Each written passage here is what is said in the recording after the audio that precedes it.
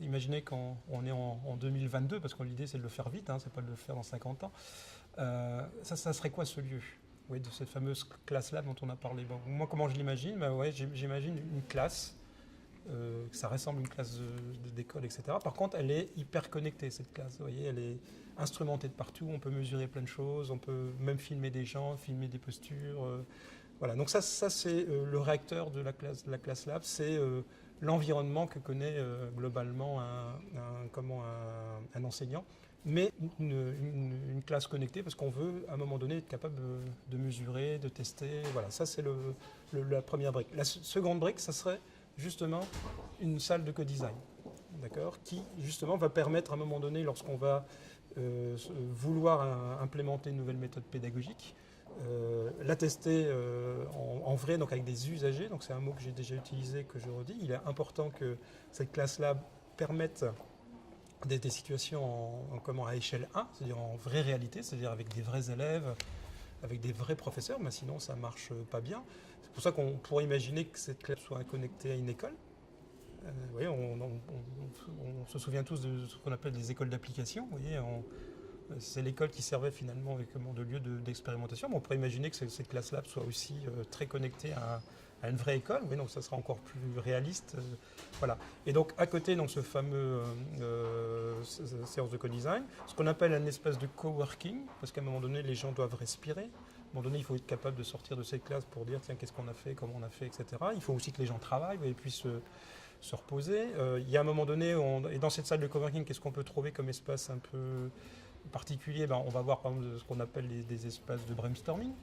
Dans nos écoles, par exemple, on a des espaces de brainstorming où on peut écrire sur les murs, on a le droit de se coucher par terre, parce qu'il y a des gens qui aiment bien, ils réfléchissent mieux en étant couchés, en se vautrant dans un canapé, etc. Donc, et à côté, ce qu'on pourrait appeler une sorte de Fab Lab, hein, donc on a parlé tout à l'heure d'EducShop, c'est là où on pourrait venir fabriquer, faire, parce qu'à un moment donné, imaginons qu'on traite sur une progression en maternelle, c'est l'exemple que je prenais tout à l'heure, mais à un moment donné, il va peut-être falloir produire des objets physiques, produire des objets numériques, voilà, pouvoir peut-être partager, etc. Donc la nécessité d'avoir à côté ce fameux atelier, vous voyez, cet atelier qui permettent aux gens d'être tout de suite en capacité de tester leurs idées. Donc si vous voyez, j'avais à répondre à votre question, je l'exprimerai comme ça, c'est imaginer ce lieu et derrière, on implémente les projets des différents établissements, qu'ils soient école maternelle, qu'ils soient école primaire, qu'ils soient collège, qu'ils soient lycée, qu'ils soient enseignement supérieur dans l'enseignement catholique. Vous voyez,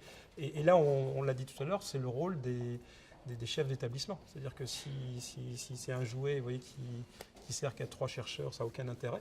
L'enjeu, c'est d'en faire un objet collectif, un objet utilisé.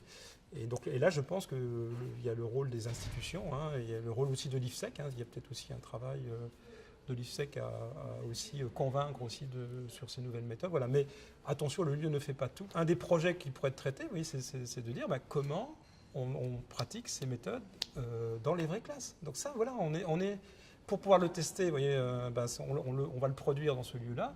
On imagine qu'on invente des mallettes, qu'on invente des kits, je sais pas, qu'on invente un bus vous voyez, qui passe d'une école à l'autre, j'en sais rien, mais un des enjeux, vous voyez, la question que vous posez, est naturellement déjà comme un objet qu'on pourrait travailler dans cet environnement. Par contre, ça doit être implémenté de nouveau par les acteurs, par les usagers. Et on n'est pas dans du top-down, vous voyez, où il y a une direction qui a décidé que ça serait une bonne idée. Là, l'idée, nous, on parle beaucoup de bottom-up, hein, vous voyez, c'est la co-construction.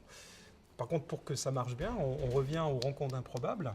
Il faut qu'aussi ce lieu permette à des gens qui ont des idées d'y être. Donc on va trouver peut-être des créateurs, des artistes, des start-upers, mais on va peut-être aussi trouver des entreprises, peut-être les gens qui travaillent sur les productions de supports éducatifs. Donc Dieu sait qu'il y en a des gros. Vous voyez, donc l'enjeu, c'est on revient à l'écosystème. Vous voyez, c'est que celui-là, finalement, à la fin, permette que tout le monde grenouille. Hein, c'est un peu ça l'idée. Hein, autour des problématiques d'innovation dans les sciences de l'éduc. Donc c'est ça la recette, je pense, qu'il faut essayer de construire ensemble. Mais de nouveau, c'est pas un lieu, c'est pas un laboratoire, vous voyez, c'est vraiment un lieu d'usage. Et c'est pour ça que l'emplacement, la manière dont c'est fait est essentiel, parce que sinon on tombe dans dans un laboratoire, vous voyez, mais qui, lui, ne produit pas. Donc le laboratoire, ça sera très bien pour les enseignants-chercheurs qui y travaillent, vous voyez, mais finalement, pour les usagers, c'est des choses qui ne seront quasiment pas accessibles. Donc c'est vraiment la différence, vous voyez, entre un atelier d'innovation et un laboratoire. C'est la notion de, je dirais, d'usage qui est vraiment au cœur du système.